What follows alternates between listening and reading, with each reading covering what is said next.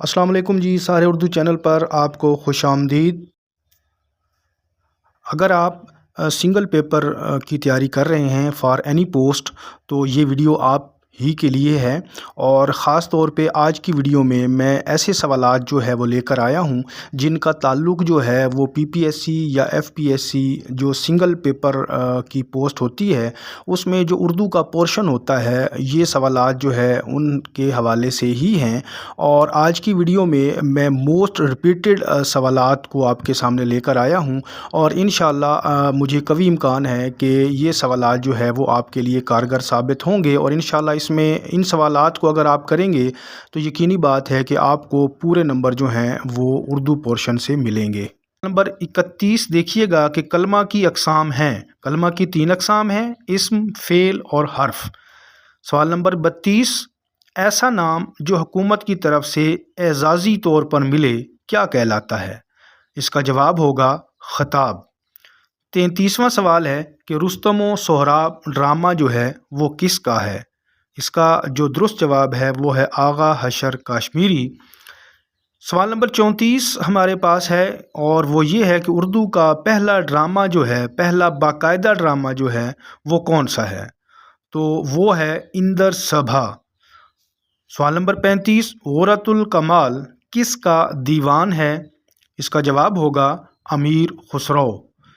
سوال نمبر 36، کربل کتھا یہ ایک کتاب ہے، اس کے مصنف جو ہیں وہ کون ہیں؟ اس کے مصنف جو ہیں وہ ہیں فضل علی فضلی۔ سوال نمبر 37، آگ کا دریا کس کا ناول ہے؟ اس کا جواب ہے قرۃ العین حیدر۔ سوال نمبر 38 ہے کہ ابن انشا کا اصل نام جو ہے وہ کیا ہے؟ ابن انشا کا اصل نام جو ہے وہ شیر محمد خان۔ سوال نمبر 39، اختر شیرانی کا اصل نام بتائیے۔ اختر شیرانی کا اصل نام جو ہے وہ محمد داؤد ہے۔ اسی طرح سوال نمبر 40 ہے کہ جان ایلیا کا اصل نام کیا ہے؟ جان ایلیا کا اصل نام جو ہے وہ سید جان اصغر۔ سوال نمبر 41 دیکھیے کہ پنجاب میں اردو یہ ایک کتاب ہے، اس کے مصنف کون ہیں؟ تو اس کے مصنف ہیں محمود شیرانی۔ سوال نمبر 42 ہمارے پاس ہے کہ دکن میں اردو یہ کتاب کس کی ہے؟ اس کے جو مصنف ہیں وہ ہیں نصیر الدین ہاشمی۔ سوال نمبر 43 ہمارے پاس ہے کہ نقوش سلیمانی کتاب کے مصنف کون ہیں؟ اس کا جواب ہوگا سید سلیمان ندوی۔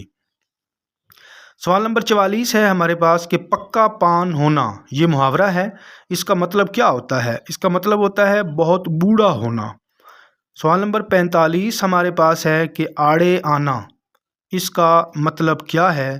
تو اس کا جو درست جواب ہے وہ ہے مشکل وقت میں کام آنا۔ سوال نمبر 46 دیکھیں کہ یہ بھی ہمارے پاس جو ہے وہ محاورہ ہے، اور محاورہ ہے کہ کاغذ کھولنا اس کا کیا مطلب ہوتا ہے؟ اس کا مطلب ہوتا ہے راز فاش کرنا۔